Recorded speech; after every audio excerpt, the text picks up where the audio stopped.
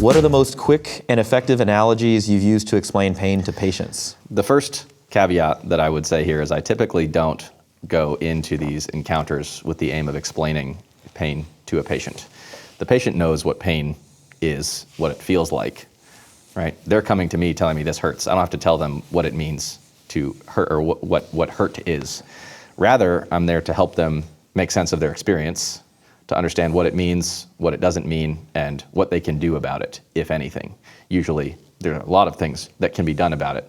So I think that we need to be cautious about, because, and most of us, when we learn a lot of this kind of newfangled pain stuff that's actually been around for a few decades at this point, you get excited to just kind of like, burst into the exam room and start, telling your patient how it is. It's like the Kool-Aid guy. Right. Oh, exactly. yeah. Here's what you're feeling in your back. And they're like, what? Yeah, right. So I think first and foremost in all of these encounters where I'm having these kind of conversations with patients, I'm generally asking them to tell me about what they're experiencing, and then I just shut up and let them tell me. And I even do the same thing outside of musculoskeletal pain-related issues when I'm in the hospital, in the ER.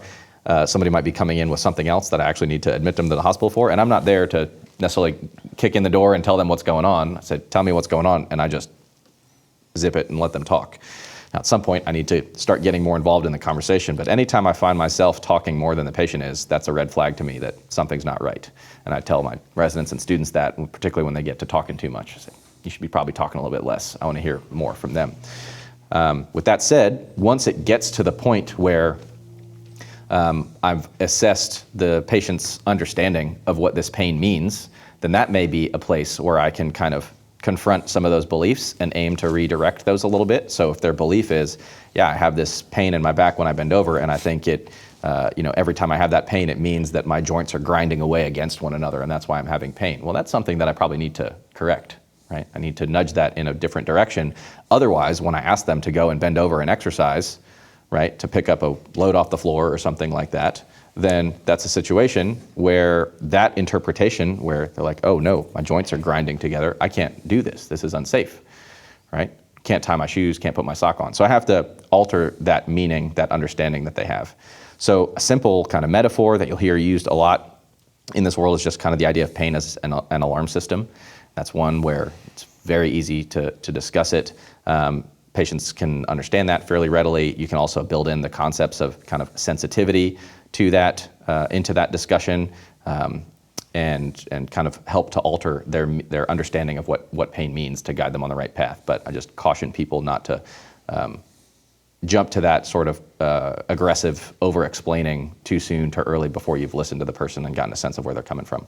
Yeah, I think if people are trying to have deeper discussions with patients or even other people about pain, the analogy that I like, that I think makes the most sense to me as far as the complexity of what's actually going on, is that pain is an experience similar to hunger, like hunger is an experience, and that there are many different inputs into why you become hungry and why you have pain. So for example, you aren't always just hungry when your body is low on energy or needs calories, right? So it's not just biological, but there are social inputs, right? If you see people around you eating, you smell that tasty donut, you see food, for example, you might become hungry. There are psychological things that go on that affect your dietary intake or your want to eat or not, and that's similar to with pain, that there are all these sort of different inputs that get integrated into that experience. And so when people start to understand the complexity, then you can further kind of explain this if people need it. But you don't need to, have this in-depth discussion with somebody about pain until you've kind of figured out what their story is and why they're there, why they're and especially talking if they're not ready place. to hear it. Well, yeah, exactly. So not everybody's ready to hear it. Right. So if your friend says, yeah, man, I threw my back out this morning, I'm not going to make it to the gym or whatever. You're like, yeah, so let me tell you about pain. Pain's like hunger, you see, and sometimes you just got to let the big dog eat. It's like, wait, what? It's like, I don't know, I went to a seminar. That's what I took home. That's not what we said, okay. Yeah. So in general, I kind of wait for somebody to ask me to weigh in on these things before I actually weigh in on them.